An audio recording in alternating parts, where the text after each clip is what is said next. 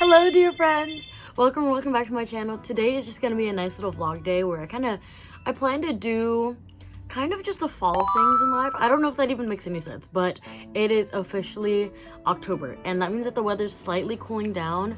Granted, okay, I don't know if it's already clear to you guys, but my window is open just because of how lovely the weather is right now. It's in the 70s, and where I am, it will not be in the 70s for long. It's literally gonna ramp back up to the 80s because I live in the armpit of California, and I just have to deal with that and cry. But given that it's been in the 70s for the past 2 days, I want to go out and kind of enjoy life. I have cleaned my room, and maybe I won't show you. I'm gonna show you. Hold on.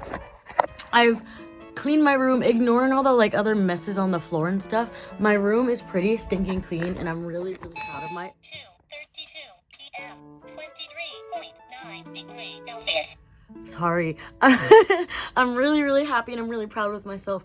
So I think after vacuuming, I might lie. I might be lying to myself or to my family because we do have family coming over next weekend. I will literally be gone celebrating a friend's birthday, but my cousins and my siblings are going to be sleeping in my room. So I need a vacuum and such, but I think I can kind of hold that off for a bit just because I'm still on my period and my dog sheds a lot. So I'm like, okay, well, I can do it within the 3 days before they show up. Besides that entire rant, I feel very sexy. I feel very beautiful. I am debating on whether I want to wear my glasses out today or not. I think it helps with this cute little vibe. I've also got this lovely red sweater cardigan that I want to wear out just because I'm feeling very red recently. And for those who know me in real life, red is more of my younger siblings' color, while I'm more of the blue person. You can kind of tell by my entire room. But this is the outfit I have right now. I've got this little flowy top because even though it's in the 70s, the sun is still beaming down. And if you sit outside for too long, it's hot. But I've got this lovely little red cardigan that I might button up like that. I'm not sure. Does that look silly? I don't know. But I'll do a little spin for you. These are my star pants. I don't know how well you guys can see them. And I'm also very happy because I have finally done well and I saved up money, and I'm just yapping to you guys. But I do work in fast food, and I've been working in fast food for 4 freaking years. And while I love it, I have gone through 2 pairs of shoes already. That being said, the Crocs that I have, given the place that I live in and the heat that lives here, they've melted and they finally broke. And I just couldn't handle it. I kept my old shoes with me just for the sake of an extra bit. But that being said, I finally caved in, and not really caved in. I've been meaning to do this. I've been holding off just because it's such a big price tag and I felt really guilty doing it, but it's non-slip for my work and also they look lovely. I did a little Instagram poll because I was like, man, these kind of look ugly, but I was like, no, I'm gonna trust myself. I like the color brown. And long story short, I have new Doc Martens and I think they're absolutely gorgeous and cute, and I'm just thinking a little red with a cute little outfit and kind of just to wear in to kind of show off and wear in the boots because I do have work tomorrow, but I want to wear them out. I want to start digging in them so I'm not dying in my shift tomorrow. Rather, I'm gonna die looking cute on my day out, you know what I mean? Because I could use them both at work and out of work. Yeah, I don't know. I'm gonna show my makeup real quick because I'm really just updating you guys on my life right now, and I really hope that you guys are enjoying it, and I'm sorry if you're not, but also I do warn you guys, I'm just a yapper, and hopefully you guys are somewhat enjoying it. But anyways, my anxieties aside, one of the new things that I've gotten recently when I caved in because I had a gift card was the Benefit lip stain. So you can see I feel very cute and rosy because I put some of it on my nose and cheeks as well for blush, kind of to give a base to I restocked on this kind of blush, which is a liquid thing, and it kind of makes me look glossy. But given the fact that it's sweaty and it's hot and I don't use any foundation or primer, it comes off after a good use. So I've kind of started layering these, and I feel so rosy and cute. Oh my goodness, there's so much I want to tell you guys just because I haven't spoken to the camera in so long, and I'm really enjoying this entire YouTube thing. But like I said, life has been so ridiculously busy. I like how you could see the stain on my finger after I like spread it around. But there's so much I want to tell you guys and so much I want to do.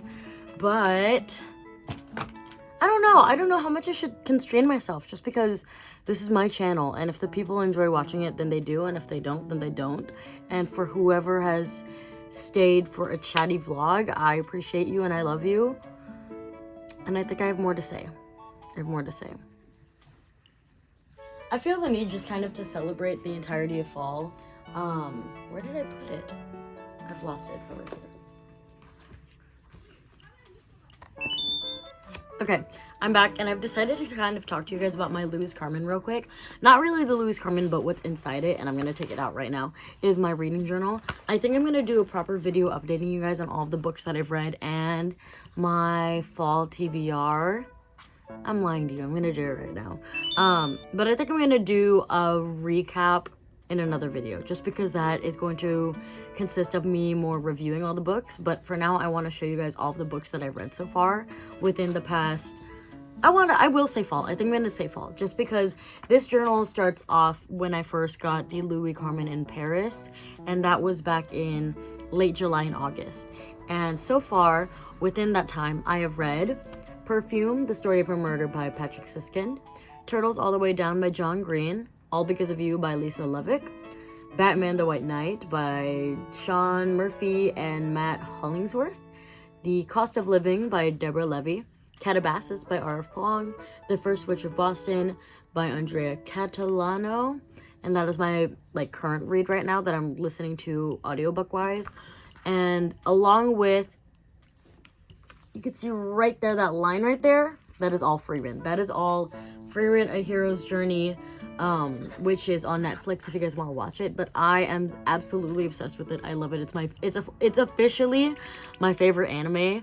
And I've begun collecting the manga. I have volumes 1 through 8, and I've only read up to 4. I'm like 5.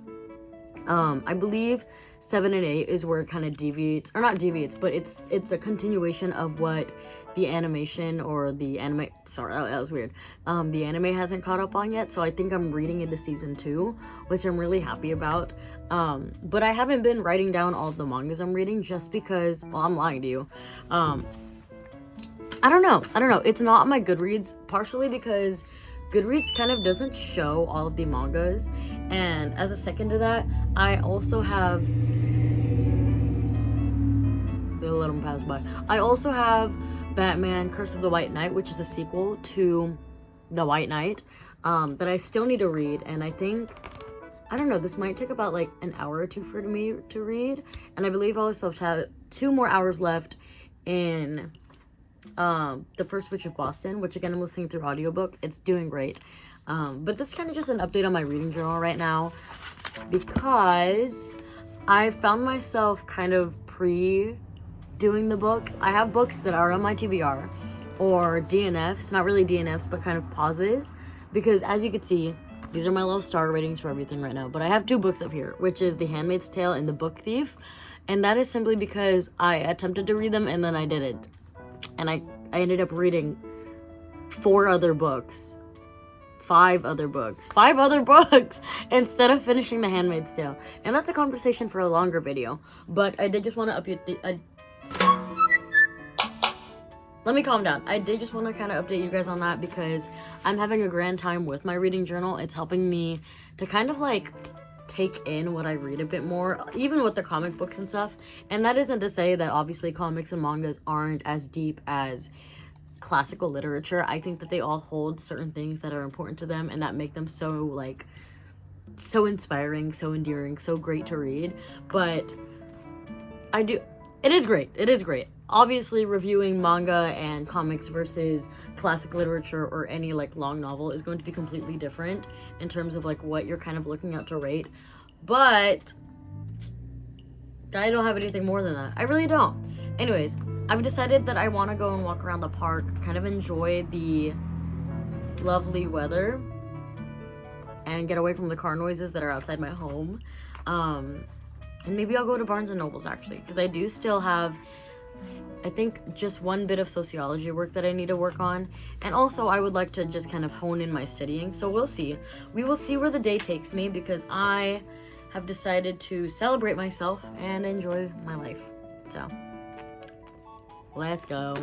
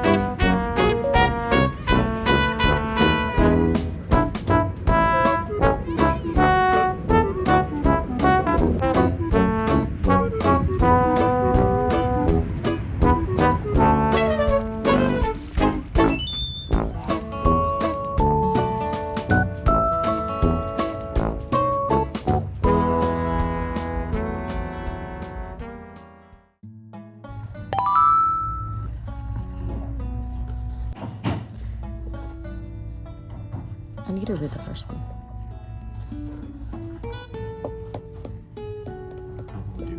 I need to read Half a Soul, and I'm gonna see if it's on the Kindle or in the library, the Libby app.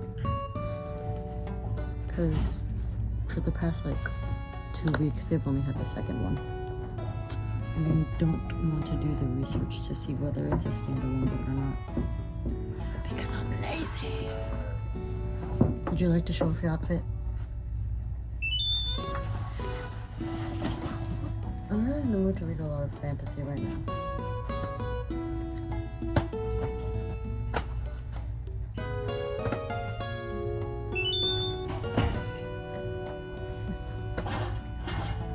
I love making people do the lick. Sammy's walking away from me in shame. But this is the plot of a forced marriage, but then her husband, or her soon-to-be husband, there's an assassination attempt, which turns him into a horse at day and then a hot man by night. And it's not on the Libby app, but it is on Kindle Unlimited. And look how pretty the cover is. Isn't that so, literally, listen to this. To make matters worse, on their wedding night, an assassination attempt goes awry, leaving Eric magically transformed into a horse. Bianca does what any bride in this situation would do. She mounts her new husband and rides away to safety.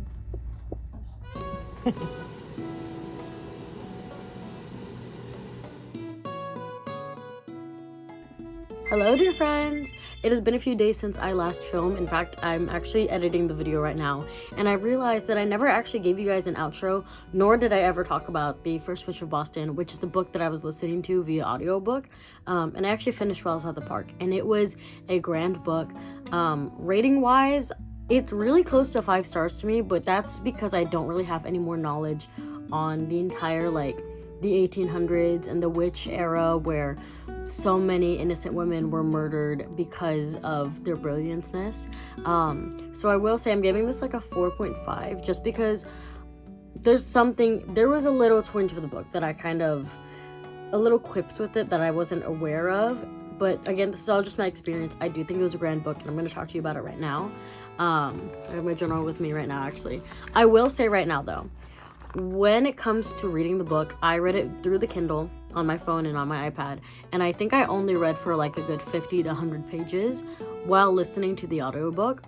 And right off the bat, what I realized is that I don't think I would have enjoyed this book as much without the audio voiceover and dub with it. And the reasoning is because I just think the audiobook was so brilliant. The voice acting was amazing. The main characters we have, Maggie is from, I don't remember all the towns. She is from Britain, and her husband is Irish, but he came to Britain as a young child. And then from London, they moved to Boston, and that's kind of where the story takes place and such. the voice actors were absolutely amazing, and the voice actor for the husband had an Irish accent, and I thought it was so much fun. It was great. It really added to the entire atmosphere of the story, and I felt like the voice acting really made it a lot easier to understand, especially since they use their kind of like it's in the writing style of the old dialect, and again with some sort of Irish words and etc placed into it. I wouldn't have fully understood it or been able to like imagine it on my own. So I will say I'm coming purely from an audiobook standpoint, whereas like with some books you kind of don't need the audiobook, but with this one I felt like I really needed it. Not to say that it wouldn't be a good book on your own, but for me personally, it really enhanced my experience, and I really recommend it. Though again, this is kind of entirely on me. Another thing about the book is I don't read a lot of synopses. In fact, when I saw this book on Kindle, a lot of books with the Kindle, whether it be on my phone or the actual Kindle that I have, I don't read the synopsis. I just kind of go in blind when I'm browsing. And I will say that if you do plan to read this or listen to it, just know that it has a lot of smutty scenes in it, but 2 of them are explicit. I don't know. In terms of book talk world, I wouldn't say it's too explicit, but it is explicit, period, in terms of rape scenes. There are 2 of them, and it is very how do I say, it's a heavy topic. Obviously it's a very triggering topic, so with any trigger warnings out there, just know that there are 2 rape scenes in this book that are like explicitly like shared out and like monologued and dialogued over.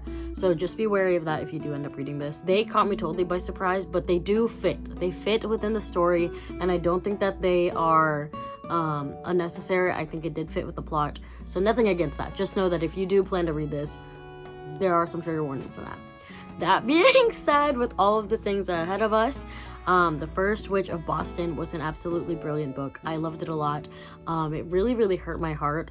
You begin the first like 20 pages in the man's perspective, in her husband's perspective, the witch's husband, who is trying to flee Boston. He tries to get on the ship, and people begin to recognize him as the witch's husband, and for some reason the boat isn't leveling out, so they end up kicking him out, and everything ends up being fine. And it's like, well, I guess I am cursed. Okay, whatever. This is stupid.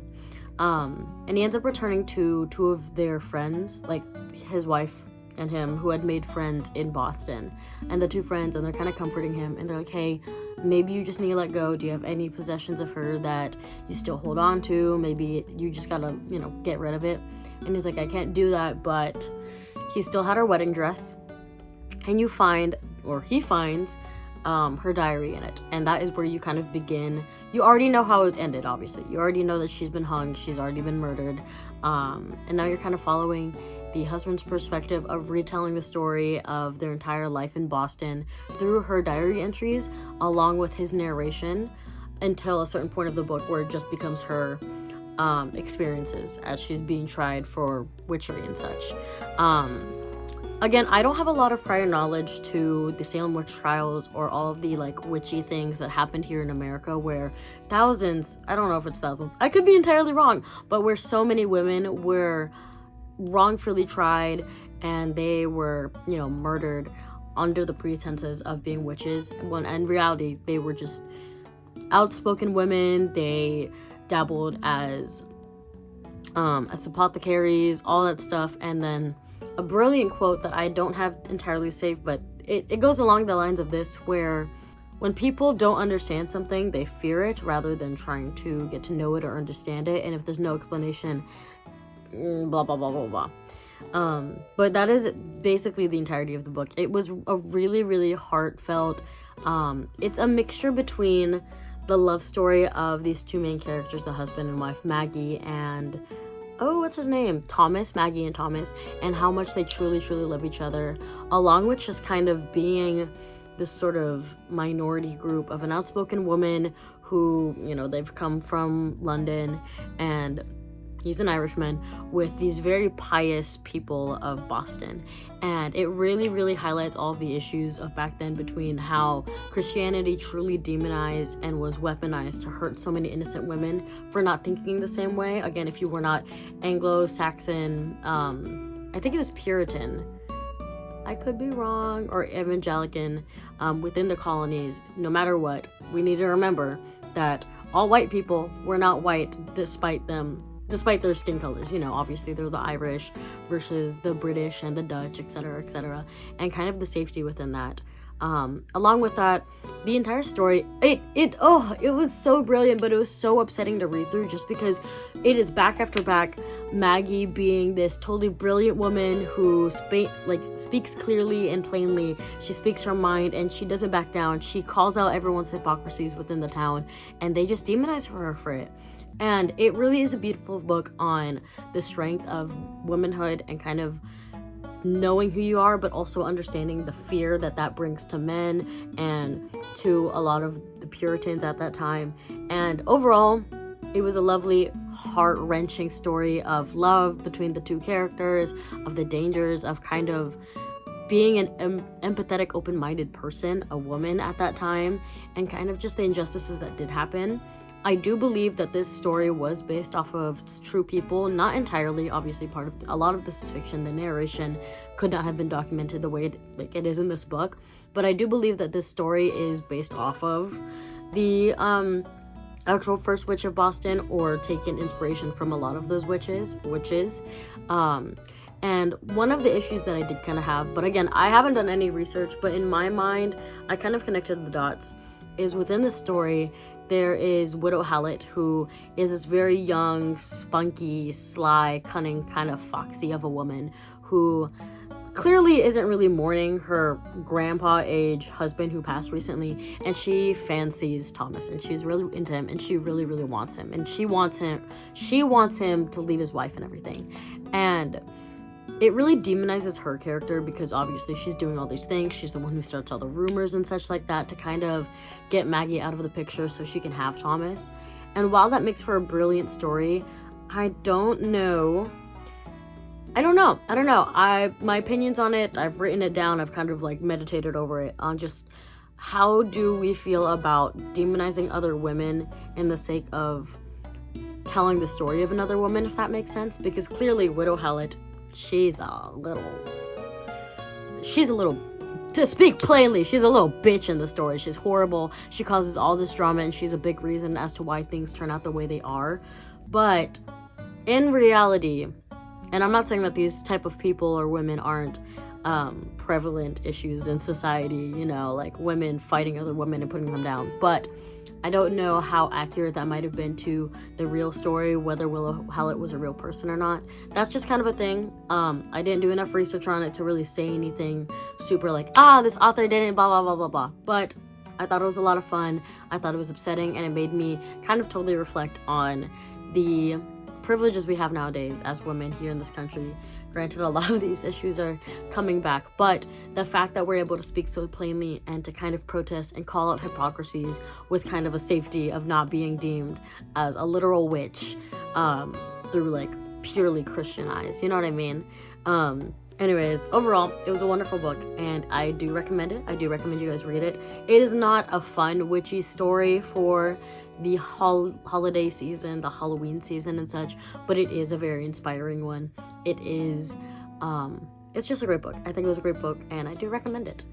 Anyways, I apologize if I got a little jumbled up there, but that is to kind of lay tribute to how wonderful this book was and how much it made me think. But I guess that's all that I have for you guys today. I hope you guys have a wonderful week. The beginning of fall, whether it started getting cold for you guys or not. It's back in the 80s.